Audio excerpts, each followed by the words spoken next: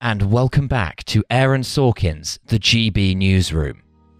What's going on? All hands, Wadham College in Oxford. The dining hall is recommending students go meat-free on Monday. Tom Harwood, London Control Room, GB News. What can you tell me about Wadham? We've got Andrew reporting on it now. We're just cutting into our debate, why can't it just be pounds and ounces again, with breaking news from our Woke Watch desk. We're getting a report that the Wadham College Dining Hall is recommending students go meat-free on Monday. That is meat-free on Monday, with vegan options at lunch and dinner being offered to students at a subsidised rate. We go live to our affiliate. Okay, you're off, Andrew. Now Guido Fawkes is saying that Oxford Black Lives Matter is behind the vegan option. We're hearing that it's about decolonising dinner, and it will include injera bread. Anyone else? Has anyone else confirmed this? No, nothing yet. Then so far, all we know is that it's a vegan option. We don't know if Black Lives Matter is behind this yet, but Andrew, you're back in 3, 2. If you're just joining us, Wadham College in Oxford is encouraging students to have a vegan option on Monday. I don't know how the left expects people who live in the Redcar at Darlington or Scunthorpe to react to this condescending move, but I know that I feel personally attacked. Look, the Daily Mail, the Telegraph, the BBC, the Sun, they're all calling it with Guido. They're saying Black Lives Matter is behind Vegan Monday at Wadham. What do we do? Get him current. Every second you're not current, 1,000 people are changing the channel to the guy who is. That's the business you're in, like it or not. The Mail, the Telegraph, the Sun, they all say it's Black Lives Matter and that they're decolonising the dinner hall. Wait, I'm on the phone with the Vice-Chancellor. It's not Black Lives Matter. The Mail called it wrong. The students just voted themselves to have a subsidised vegan option on Monday. They're sending us a list of the students' names who voted for it now?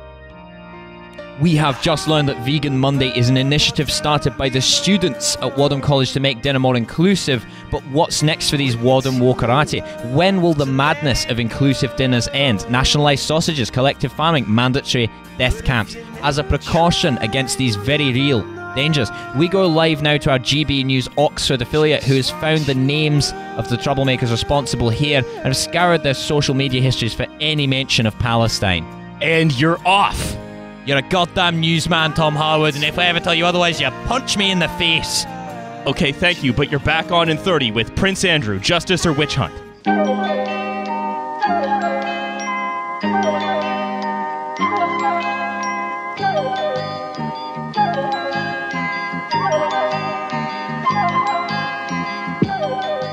Oh yay, oh yay, oh yay, and welcome to Rubbish's Eve, the pamphlet about how the Eve is rubbish. I am Sir Riley, and I am joined by my colleagues in the studio. Yes, it's me, Milo Edwards Esquire. I've been placing a number of bets on which beads of condensation will reach the bottom of the window first at Boodles. And shouting down from the smoking room upstairs, of course, Sir Alexander Alice Caldwell Spencer Kelly, Esquire. and of course, always an address, that chap. Very interesting. Well, you know how it is at the East India Club. Yes, and then our friend Hussein of the Barbaret. Yes, Hussein al-Khattab. How would I describe myself other than the token Orientalist? Yeah. Now, today we've for our vaudeville, we have a meandering section of delights. We have news of the Scottish colony in New Caledonia in the Darien. And I'm sure you can all guess, without gift of foreknowledge, what hath befallen these unfortunate souls. But before we begin, we are looking into the new Mechanical Turk. And Milo, I'm sure you can guess what's up with the Mechanical Turk. Oh dear. Is the Mechanical Turk in fact not an automaton, although it does have that appearance, but it is in fact filled with nothing more than a trained ape? A mere vulgar beast. There's a boy concealed in its casing. Yes, this and the North Manchester Steam Loom Company has found itself in a spot of financial trouble, having found a man who was sentenced to transportation in fictionalized invoices for them. But also, if you are interested, you can purchase for 4 pence and 3 shillings a waistcoat. Knitted by a Hebrew of Brick Lane, which displays on its obverse a most beguiling pattern of the vivisected anatomy of a scoundrel looking askance at a pamphlet. Yes, we shall be interviewing one Friedrich Engels. Hey, just kidding. It's not Rubbish as Eve. The Victorian update of Midden's Advent. Yeah, although you can purchase copies for that for $5 a month, distributed on Edison's newfangled Dervish, the wax cylinder. Riley, I just noticed one thing when we were doing that, which is when you're trying to sound sort of 19th century and struggling, you slip almost perfectly into Boris Johnson. Well, I say this is entirely. Yes, the atmosphere here at Boodles is positively glutinous. It sure is. Yeah, it is all four of us. We're all wearing opera hats. We're sitting around the fire at Boodles. And we are exchanging pamphlets about how the Eve is rubbish. Yeah, that's right. What we're doing is just like they did in the Victorian times. We have rediscovered an ancient and antique ritual called Midden's Advent, and are replaying it for the benefit of a modern audience. And I hope you can hear the extraneous E's I have used to spell modern audience. Yes, twice weekly we go and heckle some vaudeville performers. But no, it is TF, that podcast you're listening to right now. Yeah, the podcast with two opening bits. Look. If you think of double here. If you think of two great opening bits, what I learned was you should always do both of them. That's right. Never kill your darlings. Protect your darlings at all costs. Yeah, that's why they're my darlings. Yeah, and one of my darlings is Rubbish as Eve. Yeah, I would certainly never kill Alistair, darling. No. All right. So we've got to try and action that.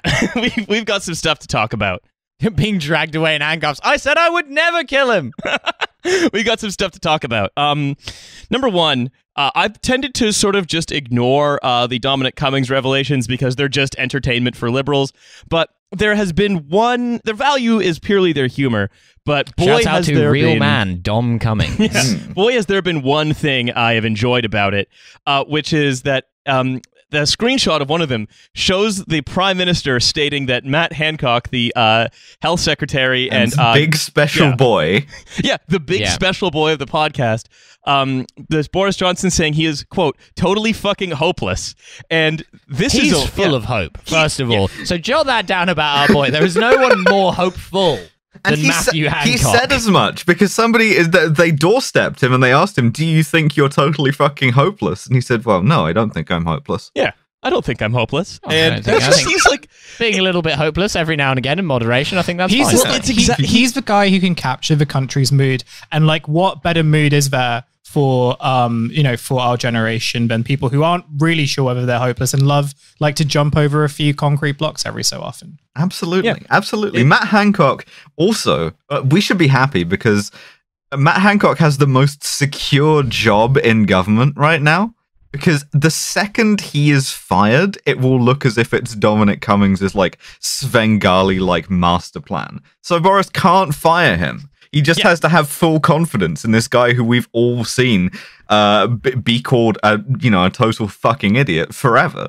It's fantastic. Matt Hancock is the fucking albatross in Boris's Rhyme of the Ancient Mariner.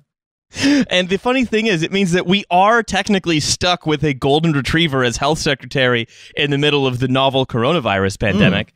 But also, so is Boris Johnson. Yeah. And that is funny to me. Because basically, it's like our main thing about our health secretary is that he's got imposter syndrome. Yeah, health secretary. He's the one guy for whom Dunning-Kruger effect isn't real. And so I love that. I love that so much. A guy who is just Matt Hancock rules. Infinitely confident. He's killed so many people. So many people. He's killed so many fucking people by accident. He has abso-fucking-lutely done his best. Yeah, he has. He's done his best. You can't say it for the rest of them. No. The rest of them have been, just lackadaisical. Yeah. Just I don't give a toss. It'll probably be fine. And Matt Hancock worked his little heart out and has killed so many people through his own incompetence. I mean, you gotta laugh, I suppose. Yeah, you gotta. You do gotta. You gotta laugh, and you gotta adopt him as a mascot for your podcast. Because what else are you gonna do? Yeah, what the fuck else are you gonna do? What the fuck else are you gonna vote them out?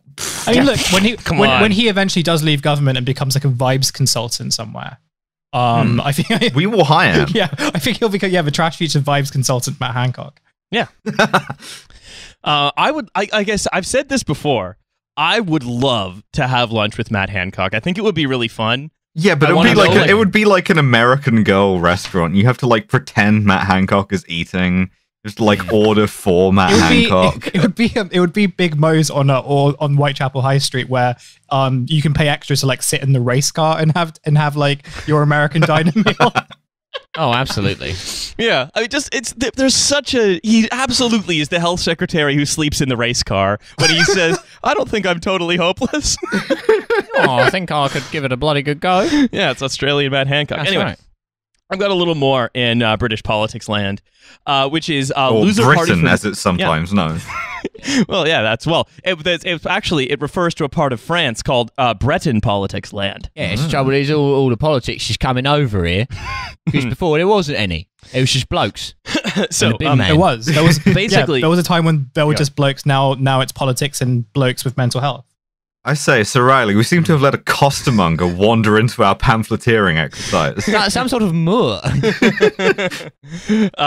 So I want to talking about a little bit about Loser Party for Nerds, which has released its new not manifesto, but has released new roadmap. New branding. I guess. It's new branding, which is as memorably typoed by the Guardian, "Stronger together." Yeah, and the Labour Party is going to make us stronger. If we, the thing is, fucking right, we're going to be stongen.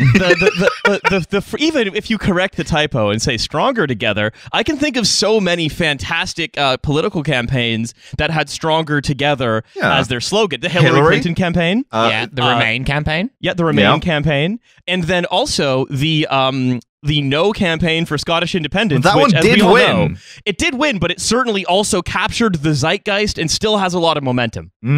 Yeah, and especially if, for example, you're trying to rebuild a party that has fled to the SNP, where your voter base rather has fled to the SNP, adopting the slogan of the No campaign is the way to do it. I genuinely feel that if we reran an independence referendum, No would win again because that's the funniest outcome. That's right. That would be very funny. But I've got some details of the Stronger Together roadmap. All right, how are we going to get strong?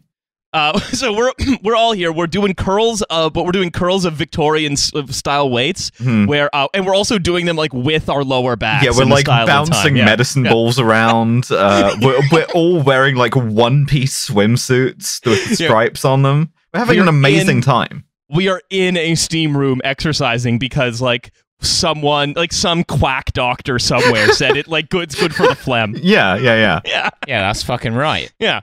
So I'm gonna pass the medicine ball to you all and say here's the 6 points of the roadmap. So Labour's new. I'm going to because it's a collonated for us, list. Perhaps it's a colon. It's a list that starts with a colon, which means I'm going to say the bit that comes before the colon before each one because it's supposed to make sense that way. All right. Labour's new Stronger Together roadmap will bring Britain together for better jobs and work. Labour's new Stronger Together roadmap will bring Britain together for a green and digital future.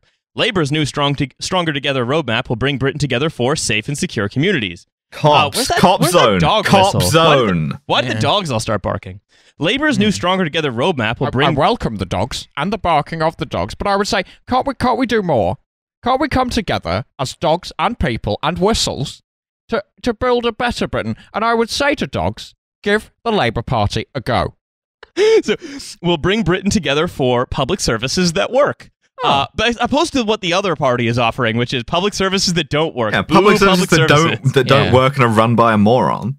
Yeah, I mean, again, that's what they're actually offering, but they say they're offering the other thing. And so you're both saying the same thing, and so everyone's just going to think, well, that just means it won't work. Labour's new Stronger Together roadmap will bring Britain together for a future where families come first. That dog whistle is getting awfully loud. I'm starting to hear it now. Labour's new Stronger Together roadmap will bring Britain together for Britain in the world. I love to bring Britain together for Britain in the world. That's a normal sentence that I love to say. I mean, you could tell that this was written with sort of passion and conviction, that there's something behind it, because it's been edited to the point where you say, we'll bring Britain together for Britain in the world. Britain in the world, that is what we are. It's very much a, do you remember Cool Britannia? Do you remember how cool that was? Do you want that back? We're going to get, like, Keir Starmer is going to hang out with the Gallaghers. Yeah. I think that Blur fans and Oasis fans can put aside their differences to build a stronger, or indeed a stronger Britain. Milo, you poor simple fool. You've done the thing again where you prefigure more or less what they suggest. Oh no, Kia! Where does this leave me as an alienated pulp fan? Lib Dems. I mean, the Labour Party are definitely not interested in common people. Yeah. This is from an article by Annalise Dodds, recently promoted. Absolute charisma powerhouse, Annalise Dodds. Extremely memorable woman. Yeah, 10 out of 10 dime piece, Annalise Dodds. What happened, if you remember, was that Annalise Dodds was promoted to Labour Party chair, much in the same way that Homer Simpson was promoted to guard the bee. Yeah, and in the same way that fucking Konstantin Chernenko was put on the Politburo. Like, all of these people are the same person. Yes. Yeah, Trotsky was promoted to ice pick inspector. It's my job to guard the bee. Let's build a future to be proud of. Okay. But while the pandemic has exposed over a decade of Tory failure and has been such a dreadful time to our country, it has also shown the very best of Britain. And this is like the theme of their thing. Captain Tom, boats doing donuts, remember the Queen parachuting out of the thing into the Olympics, cool Britannia. We're going to do that again. It's going to be great. It's going to be stong as hell. Yeah, more or less, that's what she says. My man's stonking. She says, up and down our country, neighbors banded together to look out for those who needed help. Captain Sir Tom would have voted Labour, even though he didn't. But if he would have, he would have. Captain Sir Major Tom. Captain Major General Sir Tom. Thousands volunteered to help our NHS. Businesses came together with trade unions and government to build ventilators in record time. I'm not sure that that's what happened. It's a nice story about what happened, and wouldn't it be nice if that's what happened? Yeah, wouldn't that be good? Hey, Alice, I think you're talking Britain down here. Probably. Yeah. What I should be doing is I should be bringing Britain together for Britain in the world, and I haven't been bringing Britain together for Britain in the world. Britain in the world. When has that ever been bad? We're here at the East India Club, talking about Britain in the world. Yes. Businesses. Bully. Yes. Key workers went above Sending back and beyond. these lamb cutlets. I asked for blood in these. There's no blood. Listen to this sentence without developing an aneurysm. Key workers went above and beyond, time and again, supporting those who needed help. So thank you for the pay raise that was about, 20% of what we asked for. Yep. Awesome. Yeah. Thank you. And then that was just the amuse-bouche of sentences that will boil your blood. Yeah, okay, nice. Here's the real sentence that'll boil your blood. They won't boil the blood in these cutlets, there isn't any. Yes, of course. We are boiling our blood because a quack doctor from Italy has a theory that it makes you vigorous. Kills tuberculosis. Bring Cleethorpes in here. There's no horseradish. Damn you, man. I asked for tripe. And AstraZeneca teamed up with Oxford University and NHS key workers to deliver a vaccine at cost price in less than a year. Wasn't it nice of AstraZeneca to team up with Oxford University? Now, remind me, what was Oxford University going to do initially before AstraZeneca was teamed up with them? Remembers? I presume that they weren't going to just make a vaccine and make it free to access to everyone, and then Bill Gates talked them into giving the exclusive rights to AstraZeneca. No, because the thing is, AstraZeneca developed the vaccine, but they had to partner up with Oxford University because in order to distribute a vaccine, you need access to a number of extremely fucked drinking traditions. That's right. Yeah. Actually, the only way to consume a vaccine is to drink it out of a shoe. Yeah. Mate, so you look pretty stupid right now. You have to get sconced with the vaccine. That's right. The only way to get vaxxed up is if you're at dinner and then you mention a woman who's not the Virgin Mary or the Queen. So that's pretty much an ironclad way to get the vax. It was part of the deal of like when you're in the Bullingdon Club.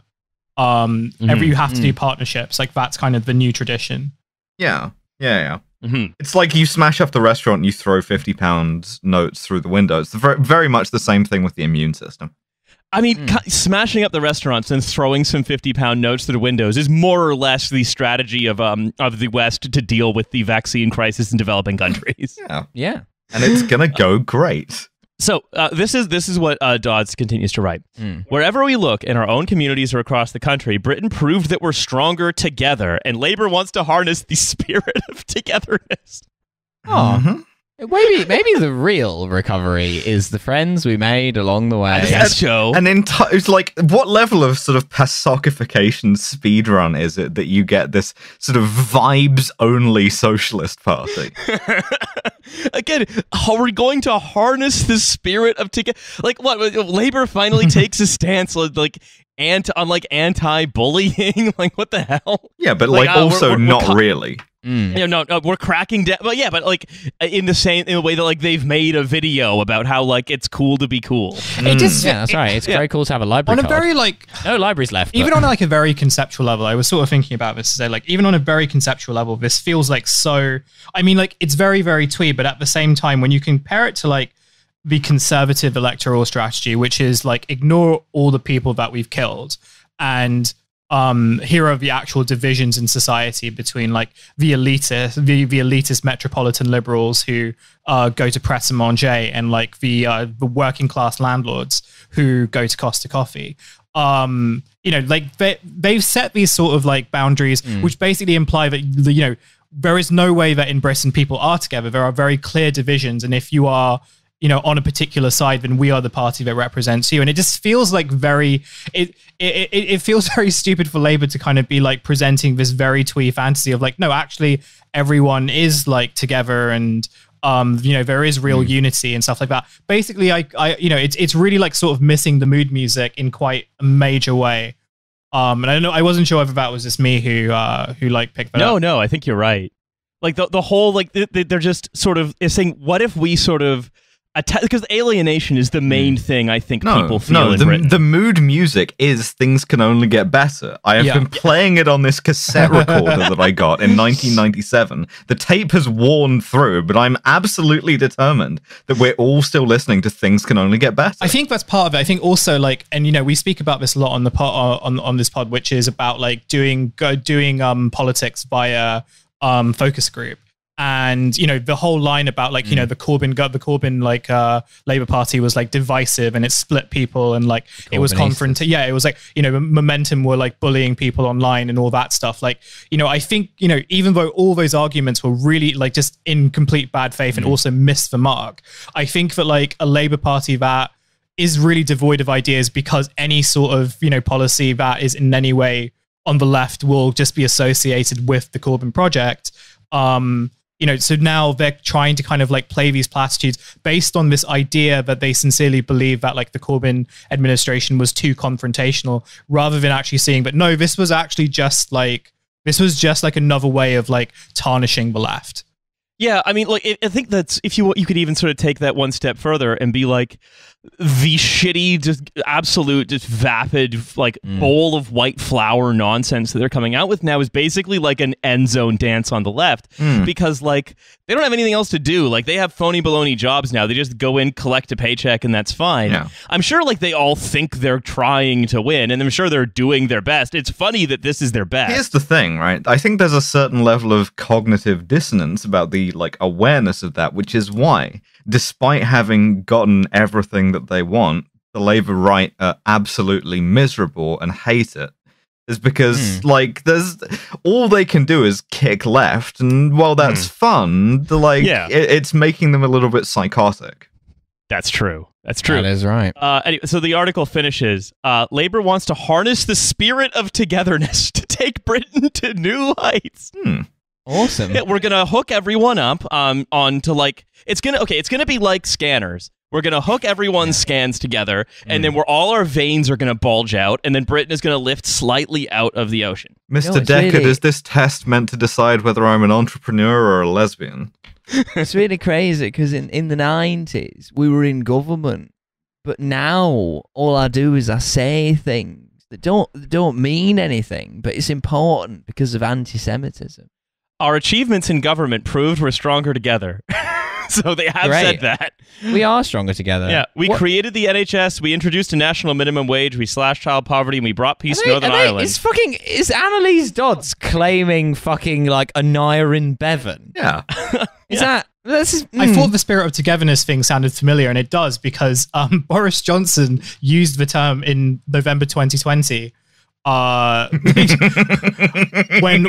the last November lockdown was instituted again. I'm not sure like the dates exactly, but yeah, like the first time, at least according to this Google search, that term was used. It was used by Boris Johnson. So once again, Keir Starmer is just he's just copying the Prime Minister. Yeah. What a great! I am so I am so excited for the next election. I really am. I'm going to be holding a little foam finger. What's Keir Starmer's rising sign? Yeah, that's right. Yeah. Anyway, I want to move on because we got some stuff to cover. Boring party for losers. Yeah, Loser Party for Losers continues to be full of massive losers, and I love to watch it try to do stuff. Yeah, fuck off down the Athenaeum. Yeah, get out of Boodles where we're recording this. Yeah, that's right. We're recording this onto a wax cylinder. Yes, we're in the cigar room. Yes. Well, in fact, gentlemen, a new royalist broadsheet has been printed. Yeah. And wouldn't you know it, within 36 hours, they've basically published a piece that contained a quote defending the practice of taking catamites. Good Lord, I say. My word. No, we are, of course. Thank God we're all chaps here. And I asked for blood in this cigar, damn you. Yes, more rubbish is Eve. There we go. That's right. Cleethorpes? Where are my bloody cigars? No, not my bloody cigars, my bloody cigars. Yeah. This gives me an idea for a sketch about baseball. Baseball. Anyway, no, we're talking. I want to talk a little bit about GB News, which is finally launched. Loser network for nerds. Yeah. Boy, what a quality program it is. I've not watched anything else. Much like Breaking Bad, it is ridiculous watching. Everyone's around the water cooler at their jobs that they're at talking about what's going to happen next on GB. Will the Andrew Neil character finally get together with the other one? Yeah, You're with a the newsman, Don. I ever tell you otherwise, you punch me in the face. Yes, that's right. The question I have is, when did Britain last make something new that was notable? When we invented racism, whenever that was. Yeah. Yes, it was in the drawing of the Boodles, actually. Yes. Of a particularly inventive wax cylinder. Yes, we were betting against each other about which raindrop would hit the bottom of that pane first, and then one of us said the first slur. Yeah, just came just riffing it, really. Yeah. So no, but that's a genuine question. I say, Quinn, you're covered in soot. Take this lipstick. No. So the question is, right? When did Britain last make a new thing? Jet engine, the Dyson vacuum, the fucking vaccine, Concord. maybe.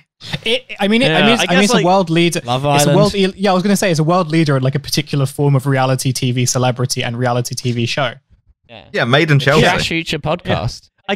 I guess that's what we've done. We've made more kind of entertainment that feels like it's got high stakes because it's part of a sort of carefully scripted teleplay of what's real. Subscribe to the Patreon. I want actually for us to be included on one of those Britain is great things that the Foreign Office does. You like Tetley Tea and the Trashfuture podcast? Airdropping pallets of Trashfuture tapes to the impoverished nations of the world. No one would know if a Swedish man was Italian. I think what you're suggesting is actually that we have to send a train down from Cape to Cairo laden with wax cylinders of rubbish as Eve. That's right.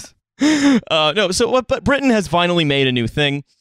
We have made GB News, a reactionary billionaire-funded TV network that's, I don't know, people are saying it's Britain's Fox. They're wrong. Yeah, it stands for Getting Bussy News. Yeah, Sky is Britain's Fox. Yeah, GB News is Britain's Newsmax or based on One its American production value. News Network. Yeah, it's all.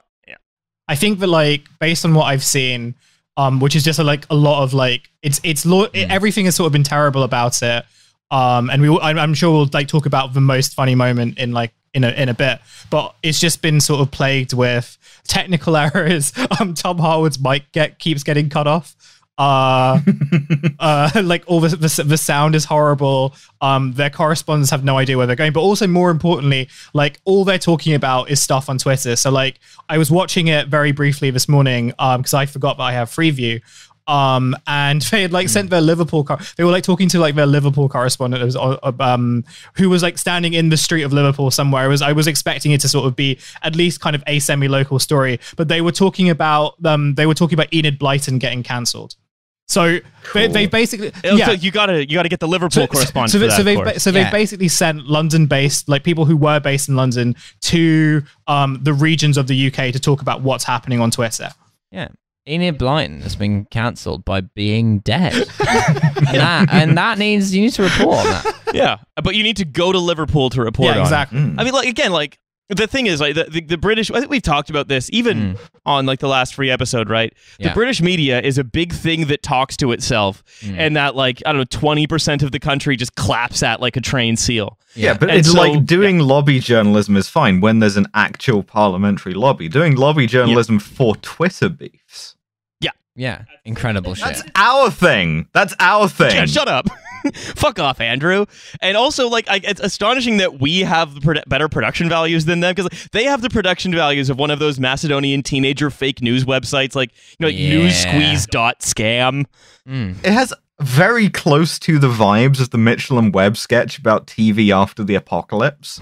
Like, you get Andrew do not Neil. think of the event. Yeah, Andrew Neil sort of doing a piece to camera wearing a dark suit in front of a black backdrop. It is very much like mine is the last voice you will ever hear kind of thing. So, I mean, if you look at the Andrew Neil's opening monologue, who I've accidentally written as Andre Neil. Oh, so it's like SNL. Andre Neil. Andre Neil 3000. Hello and welcome to my steakhouse. Andrew W.K. Neil. Yeah. So Yeah. we will encourage debate and conversation to include voices you don't often hear in other news broadcasts, which they, of course, like, they just get like Again, we just Jack know Vanderclark. that they were just gonna get like Telegraph journalists and Spectator journalists and like right-wing talking heads from Twitter. Like, that's what we knew they would do, and then shock horror, that's what they did. Right. Yeah, and like but the thing ideally is, a handful of like credulous leftist dupes to like kick around. I think Ben Butterworth has already been on a few times. Of course. What a fucking name. And so, but like, for Very even then, buttery like, Benjamin. they're not very good even at doing their own thing, right? Like, I was a bit with Dan Wooten of The Sun. Who's Dan Wooten? Dan Wooten. Dan Wooten. This man Wooten. Dan Hooten and Holler. Yeah, Wooten. Yeah. Tries to like get Alan Sugar to just like say something that they could like put on about taking the knee. Yeah, Lord Sugar, say the word. Yeah, it's like, Alan Sugar, would you take the knee? And he's like, where would I take the knee? In a Sainsbury's? But it's like, yeah, you can tell he's trying to. He knows Alan Sugar is like someone who basically agrees with most of what he thinks, and so he says, Alan Sugar, will you feed me some of the lines that I'm looking for? And it's just like, I don't know, no, I won't. And then you just get to see these, like, again, these guys who've been in like Tutorial Island since they were 18. Right, having to like go into like the first level of the game and just badly fucking up. The other funniest thing about it is they have so much money. They have so much fucking money, right? And like, if you have that much money and like sort of your principles are no object, right? You can make a very polished looking TV channel because like Gulf microstates do it all the time. They just like, you hire in all of the people that you need, but you hire in actually like talented like sound engineers and like editors. And instead of doing that, they just kind of didn't and just hoped it would work out. I think it's an entire company of cousins. It's Ah. all just people's cousins and nephews. Cousins, nephews, and wives. It's actually just 3 guys. Yeah, they're all. They hired the firm of cousins, nephews, and Right, wives. that's Yeah, right, I mean, like I've worked for a channel that actually like is not only very similar to GB News, but actually, from what I understand, poached a few people, and that was of course RT UK. Like I used to work, in a very low level role a long time ago. And when RT UK launched in the UK, like they basically they've basically built what GB News wants to be. But you're right, like they made the kind of good decision of like, okay, we will get some like competent technical people to come from Russia to like set this channel up, and then we'll just get all the dickheads to like be presenters and stuff. It feels like with GB News, they've gotten like everyone who's like in different ecospheres of like the reactionary political debate discussion elements of like LBC and Sky News, put them in one place and realize that like, oh, that, this doesn't work like Twitter where like everyone can just jump on with their poster's brain. You actually have to have some technical knowledge of like how to use. You have to have like Dima, who spent 16 years editing Soviet TV and like has a master's degree in it, telling fucking Andrew Neil to talk into the microphone. Yeah, but in a loud voice because he has PTSD from the Second Chechen War. And I think this is the thing. A lot of Andrew Neil, but I also imagine a lot of the other hosts, like really, from my experience of working in TV, they really treat like low level people, whether those are kind of like runners or junior producers and like stuff like that. They really treat them like shit, and they have no idea like what they do. They have no idea like how difficult it is to like work for a terrestrial TV channel. No, and especially on like a network that is like its animating ethos is the crying laughing emoji. They're not gonna like be sympathetic bosses. So I imagine that like what's happened is that they've used a lot of that money to like pay their like hosts a lot of money to like come on. They're still paying their like juniors like fucking nothing because they just underestimated how difficult a television channel would be, and like they would have been much better off like just building a YouTube channel. Like, yeah, London Real. London Real has better production values than GB News does. Yeah, like, our next guest is going to be explaining how to jack off very well, so do tune in for that. I mean, I'm excited for GB News to like take like 3 days, because they've already had like a segment where they sent someone up north to be like, "What do you call a bun?" And within the first 24 hours of going on, plausible BBC shit, to be honest. And then but BBC's like, it's run out of steam at this point, but it had a lot of energy in the beginning. Yeah. At this point, GB News is just like, that's a launch week. Yeah. Well, launch week. What are we gonna say? I don't know. What do you call a bun? And I'm very excited for them to have the like that account Edwardian Esquire Anon to just like come and talk about the different Instagram girls. He wants to like look at the Mona Lisa with. I'm very excited. I'm very excited for like Was Bappin to be a guest. I think that's gonna be really fun. Yeah. He's gonna be the token liberal. But I think like here's the thing, right? Just there are two things about GB News. Number one, the point of GB News isn't actually to be watched. It doesn't matter if no one watches it. No, it doesn't it's to even be need retweeted. To be good. Or it just needs to exist. Because the thing is, the country's media talks to and about itself, and it probably won't be watched by altogether that many people. And even if it is, it's mostly just columnists grinding their axes about completely incomprehensible topics and trying to make people mad about the same things they're mad about. If it has a message... Yeah, it's kind of Trump shit in that respect. It's like very powerful. But not as fun. No, but not as fun. But the same kind of just like incredibly niche, internecine personal disputes. But the thing is, Trump got people passionate about like, I don't know, like the toilets Andrew Neil has never got anyone passionate about anything. Yeah. But like the thing is, right, the actual message of GB News is basically just the same as a children's cereal commercial that suggests your parents and teachers don't want you to have sugar-blasted Cocoa Puffs, but instead of your parents, it's the largely fictional organized lab. I wanted blood in these sugar puffs, damn you! Cleethorpes. There's nothing new under the sun, basically, right? That's it. That's all there is. Yeah. And also, it's like already, the BBC has been trying to appease like this side of the media for will continue to do so. Like this is the utility of it continuing to exist, is that it can drag the BBC further right. And even then, the BBC's presenters are still like getting hounded by gangs of angry red men, screaming traitor in their faces. Yeah, it's almost as though if you decide, hey, I think. We know what we need to do. We need to basically make allegations of, that anything that sort of doesn't really is sort of too sort of not even left wing, because when left wing is conceived of as anything that is, we need to put treason back on the table. That needs to be a thing that we can accuse people of. And we need to, say that it's a legitimate concern. We need to say that it's a legitimate concern after, somebody murders an MP in the name of, alleged treason. And we need to keep doing that until the very second that anybody says it to me personally. And then it's a colossal threat to the freedom of the press.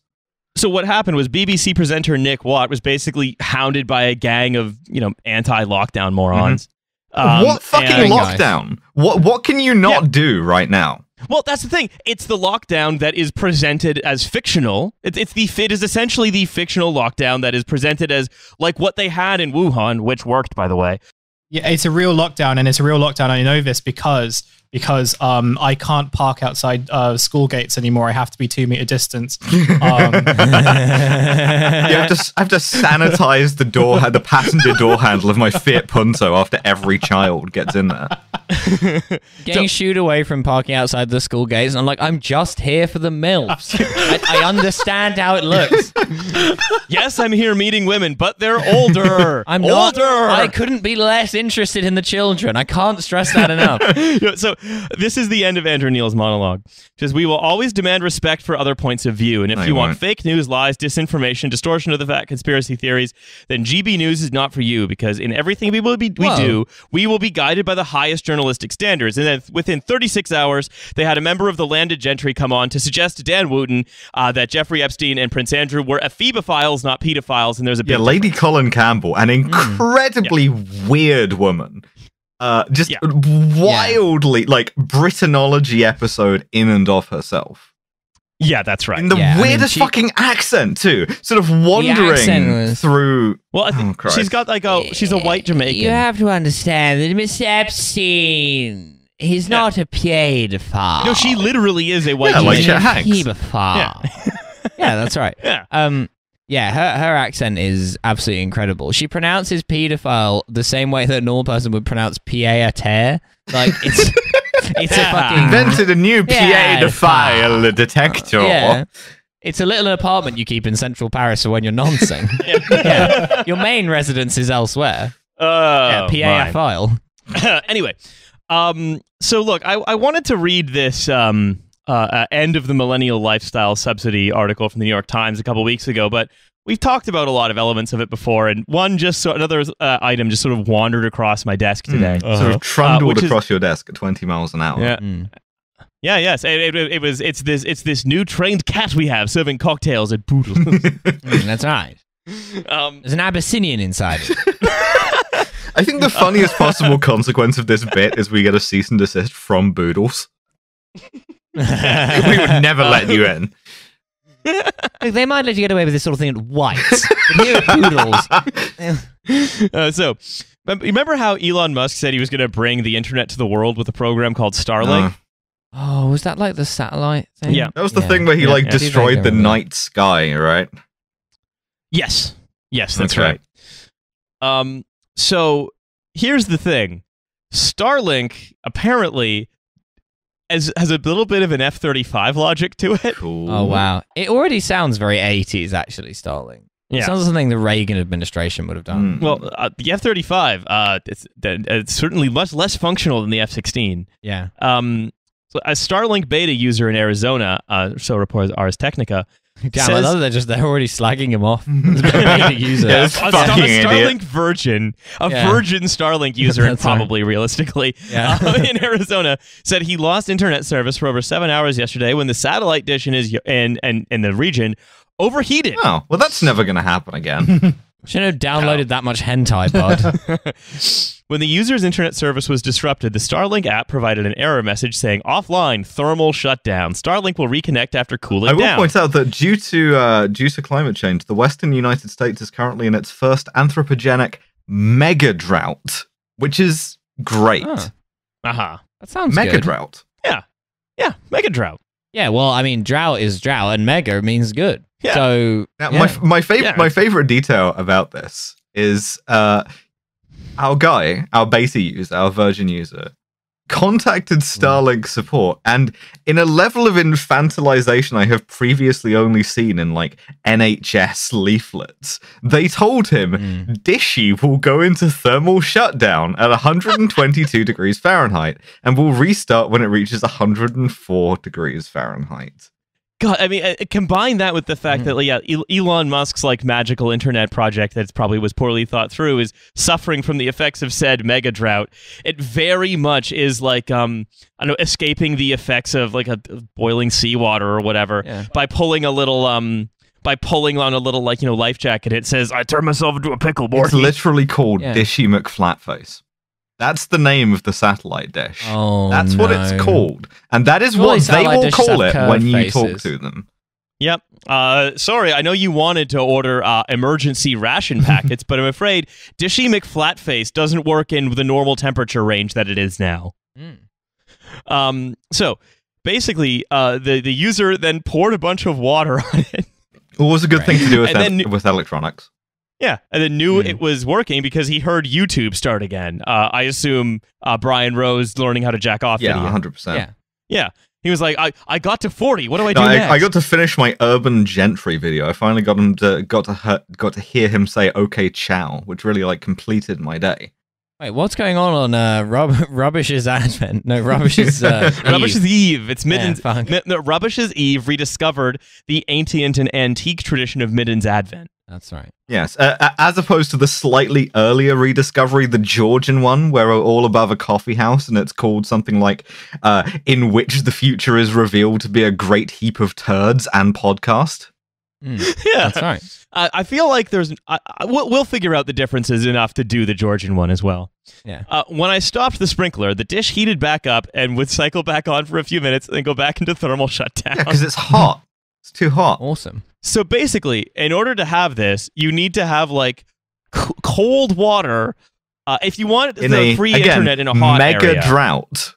And don't forget, like a lot of what Elon Musk wanted to do with this was bring internet to the global south. Yeah, and that was the place where like it's never cudgel that like his weird nerd reply guys would use anytime you were like, hey, this seems bad. He's bringing internet to places that don't have internet, so fuck you.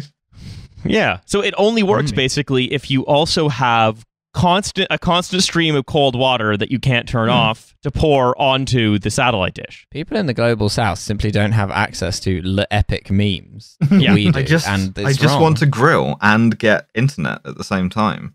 I want to watch Google while I grill. They're also a market that's fresh for like Bitcoin scams, which may or may not help Tesla. Who knows? And so here's the other funny thing. What he did was he built a shade over the dish then, but then it transpired that enough heat was coming out of the ground to cook the bottom of the dish. Oh no. So that still didn't work. Awesome. So now what he has to do is he either has to keep a constant stream of water flowing onto it or has to hold it off the ground. Can he not build like a little table for it? Yeah, I mean, this is annoying, but I'm sure there is an engineering solution. Yeah, put it on a little table under a sunshade.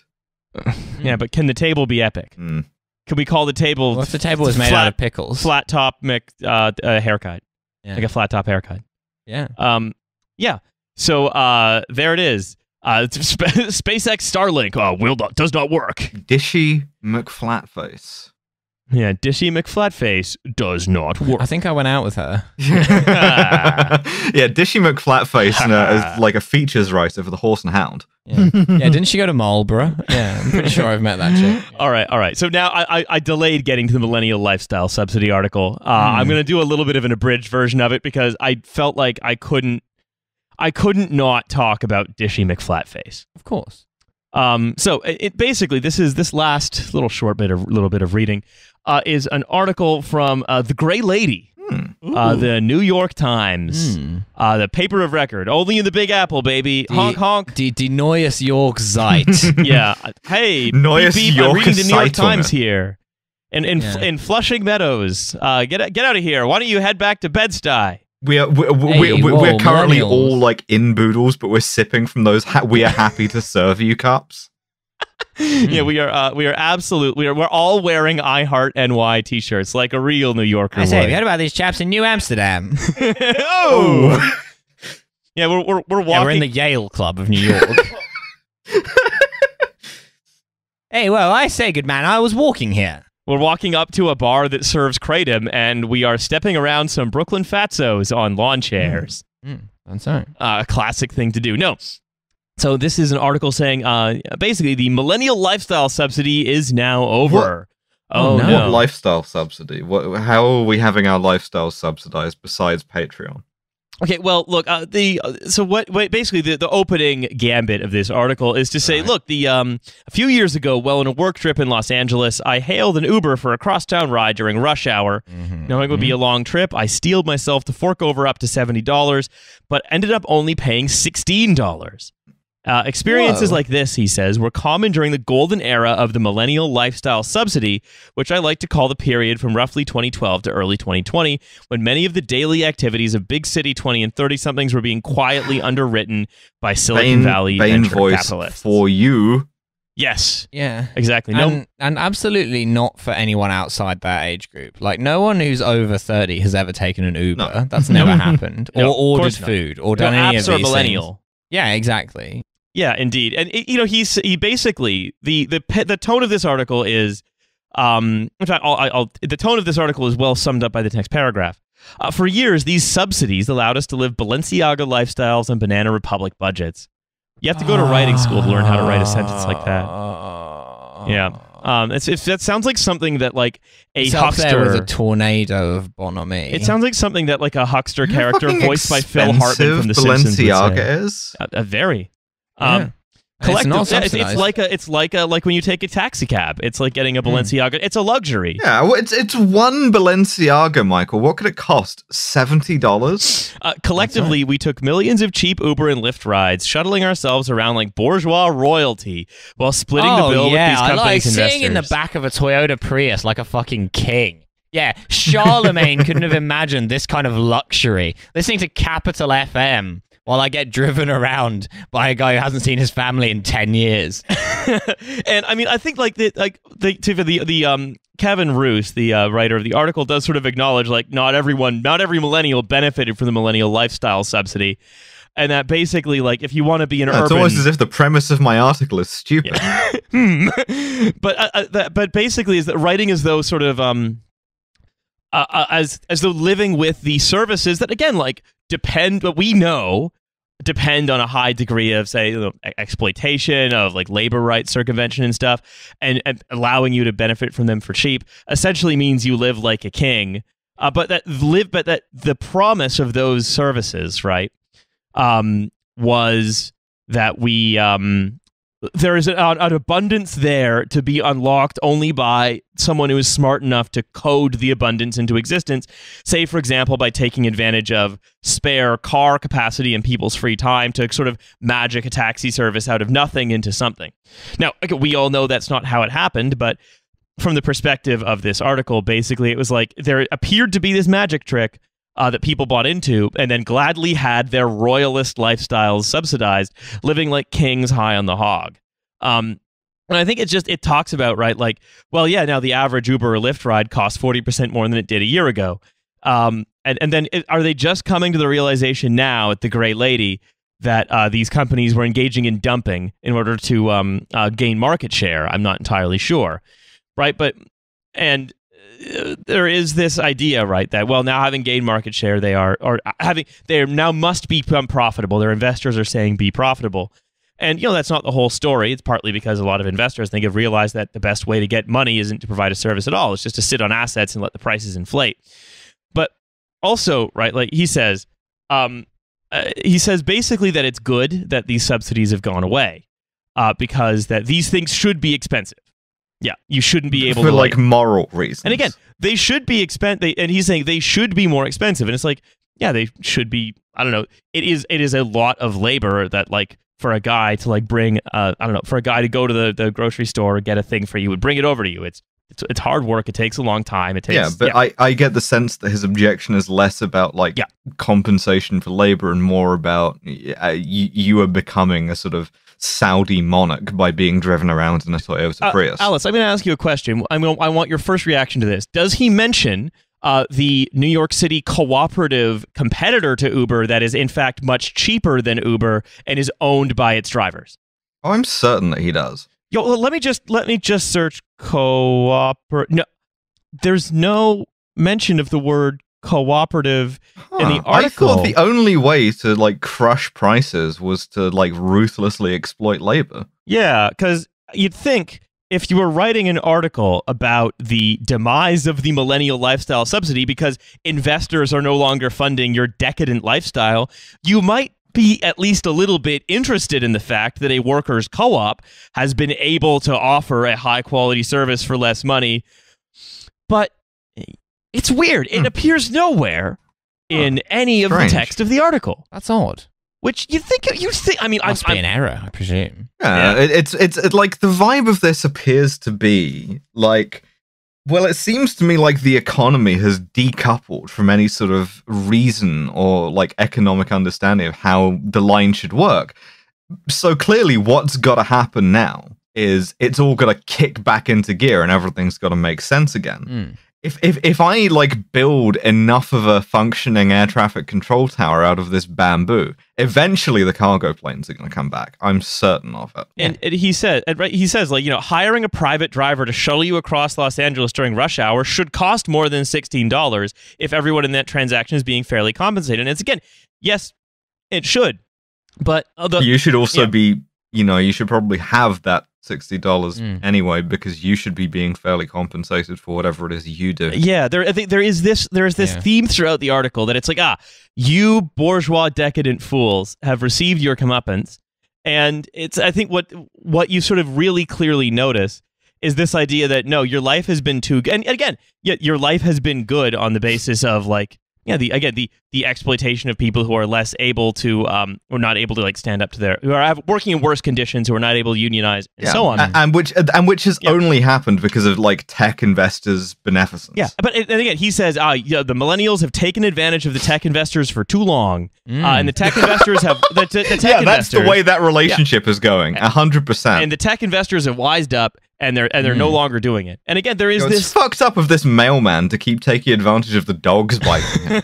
And there is this sense though that again it seems odd, right? If you're going to make the point throughout your article that if everyone in the transaction is being fairly compensated, it should cost more than $16 to get across Los Angeles.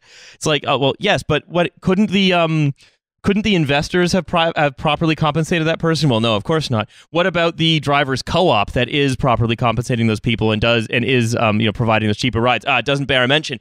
Everyone just go back to how it was, because that's the thing, right? Yeah. Make it make sense again. If this was the end of the on-demand economy, right? That the on-demand economy came to this, which is all of these companies, and again, remember, the point of how politics has been set up in the West since the 1990s has been, we need to make the smart people do code so that our problems are kind of hand-waved away by the magic of computers. That's right. Which is that happened. We did all the austerity policies. We basically made taxes non-existent. We created a million loopholes for people to get out of paying. Then we slashed every entitlement program. We made sure that no one could organize in labor unions.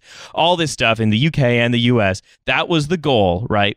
And then we got there. We got to that economy where we had all of a sudden these industries being sort of magicked up from nothing, which again, we all knew, or at least we knew, sort of what they were the whole time. And then and we were able to figure that out from the drawing room of Boodle. Yeah, so.